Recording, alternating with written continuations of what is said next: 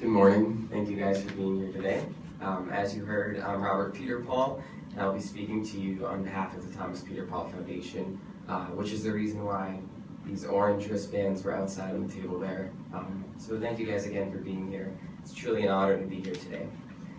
I was recently asked on an interview, what do you think the most defining moment of your life so far is? This rather large question was, of course, kind of prefaced with, I just want this to be a conversation, not an interview. Well, some conversation starter, huh?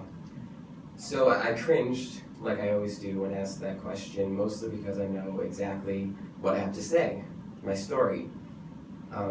It's been 10 years since he passed, and even so, he trickles into every moment of my everyday. His story has defined my life. And one morning was really all it took. My younger brother Thomas woke up with shooting stomach pains, pleading to stay in bed. Now, at first I thought he was just trying to get out of class, something that I might have pulled the week before, but he wasn't taking advantage of my parents' kindness. There was no hint of a lie in his eye, just a tinge of fear. Later that day, when my other two siblings and I were being held at a neighbor's house, we were told what had happened. At the age of 9, Thomas was diagnosed with ALL, which is acute lymphoid leukemia. Of course, we had no clue of the severity of his disease and couldn't even begin to fathom just how much it would affect and change all of our lives. But things kind of quickly changed. For one, at the age of 11, I instantly became a father figure. Being the oldest child, I protected my younger sister and my baby brother, while my parents lived away at the hospital with Thomas for the majority of the time.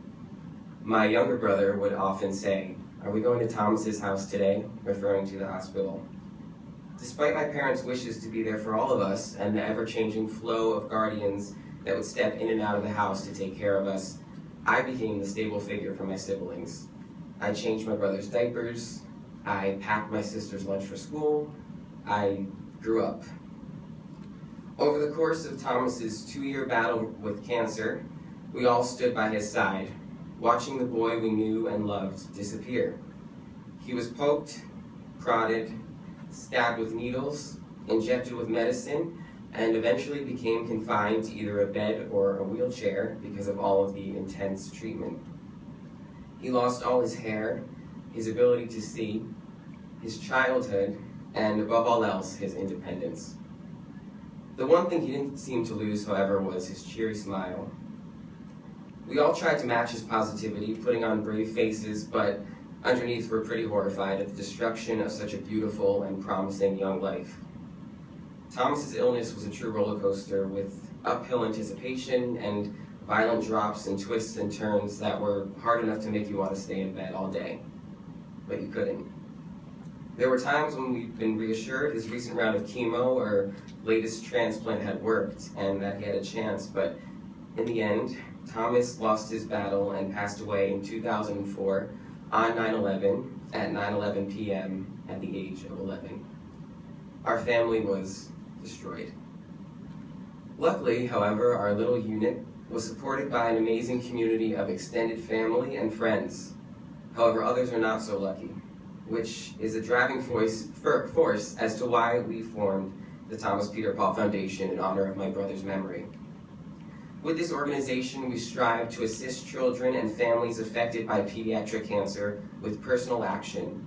For instance, we'll pay bills for underprivileged families who cannot afford the overbearing medical bills and utility payments they face. Or we'll hire a babysitter to stay with a young child who sits alone all day in a hospital room because their mom is a single mom and she has to work all day. No child should have to go through that alone. I'm happy to say that we've also made significant donations in the advancement of pediatric cancer research. With this said, it's been over 10 years since my brother died, and what's really changed or advanced on the pediatric cancer front? I'm not here to negate the vital and wonderful efforts of so many organizations and hospitals, but I believe a change must be made in the way that pediatric cancer patients are being treated.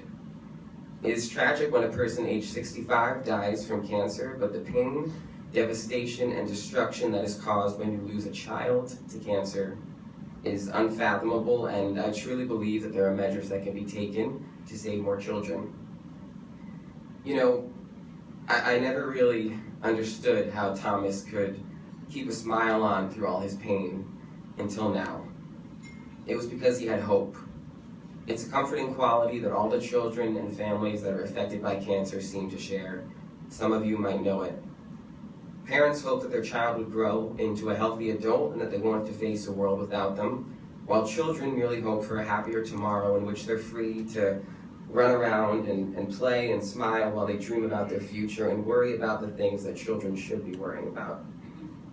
I'm here today to plead that we give more for them to hope for, that together we get children faster and easier access to innovative treatments that could potentially save their lives.